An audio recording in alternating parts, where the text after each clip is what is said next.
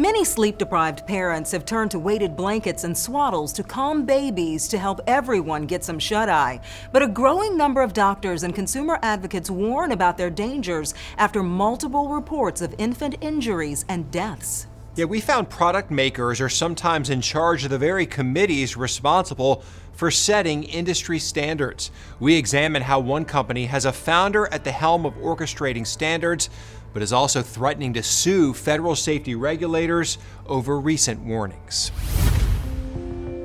9 years ago, Shayna Raphael's 11-month-old daughter Claire died after being put down for a nap at her daycare. I just remember screaming, "Is she alive?" And the social worker kind of shook her head. The provider put her in an adult bed rather than a firm bed intended for a baby. When she laid down on her side and her head rolled over, it created this air pocket in the mattress. And so Claire was rebreathing the same air in over and over again, and it became poisonous with her, and she never woke up. She ultimately filed a wrongful death lawsuit against the child care provider. She settled and then took the money and donated it to the Children's Hospital that tried to save Claire. And it just kind of continued on from there. And so went from child care advocacy to more safe sleep advocacy, and then working to see how I could help support families.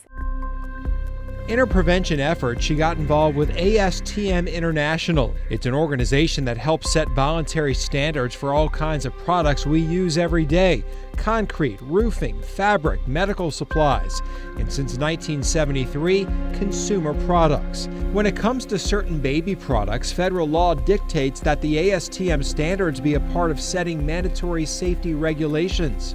Our job at CPSC to protect people from unreasonable, hazardous products is informed by the work that they do. Our statute requires us to defer to an industry-written voluntary standard as long as it's good enough to protect people and it's widely complied with.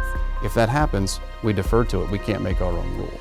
And so that's a lot of power in that process.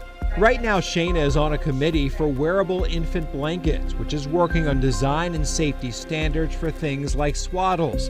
But recently there is controversy over one type of swaddle, those that are weighted. The idea is that putting some weight in a swaddle helps mimic a parent's hand or a hug and helps soothe the baby. But in practice, the American Academy of Pediatrics says they're unsafe. Reports from parents in a coroner made on the CPSC's website and our analysis of the agency's incident data show at least 8 records of babies who died wearing weighted sleep products.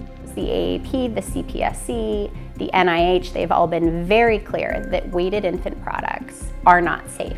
As the Wearable Infant Blankets ASTM committee continues weighing possible dangers, there is now a question of financial gain and who's in charge.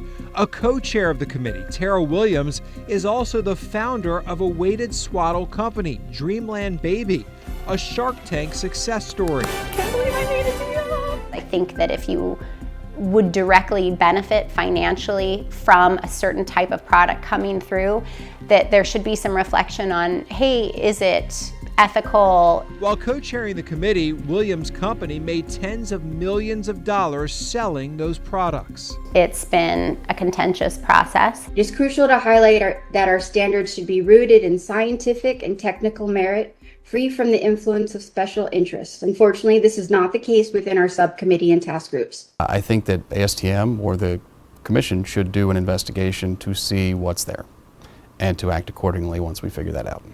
In recent months, the CPSC added weighted sleep sacks to its safe sleep guidelines, urging parents not to use them. Senator Richard Blumenthal wrote to Williams and Dreamland Baby in December, saying he was deeply concerned by the company's decision to continue selling these products to vulnerable and unsuspecting parents, and asking questions particularly about claims the product exceeds CPSC standards, which he says don't exist because the standard isn't developed yet. In April, he followed up, saying those claims and others were removed from the company's website without explanation, and then reported Dreamland to the Federal Trade Commission. It seems like new baby products come on the market every day. Also in April, CPSC Commissioner Richard Trumka issued a warning and called on major retailers to stop selling them. Many did. Trumka said that his warning reiterates what safety experts have been saying for months. Well, I've spoken to parents whose children have died in products like this. And it's my fear, it's my great fear that I never want to have a conversation with somebody else who loses a child, knowing that I had knowledge that I could have shared that would have prevented that or could have prevented that, and I didn't do it. We're very encouraged to see the recent actions by major retailers to cease the sale of these products for which there is no peer-reviewed evidence of safety. And when pediatricians speak, I pay attention. But just recently, the co-chair of the ASTM and founder of Dreamland said she plans to sue the CPSC and Commissioner Trumka, saying that product warning was disparaging and caused tremendous financial losses. Tara Williams, public relations representative, said she was not available for an interview, but in a statement said Dreamland Baby proudly stands behind the safety and efficacy of its gently weighted sleep sacks, which have been on the market since 2019. During that time, we have sold over 1 million sleep sacks with no reported adverse events attributed to our gently weighted sleep solutions.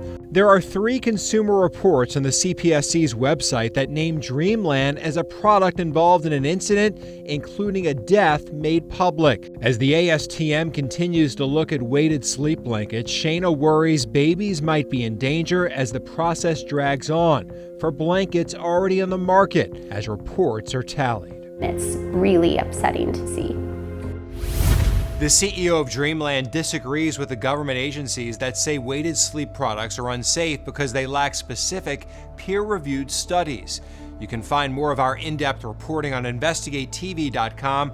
We continue to investigate this issue as safety committees consider new standards. Just go to InvestigateTV.com and type Defective into the search bar.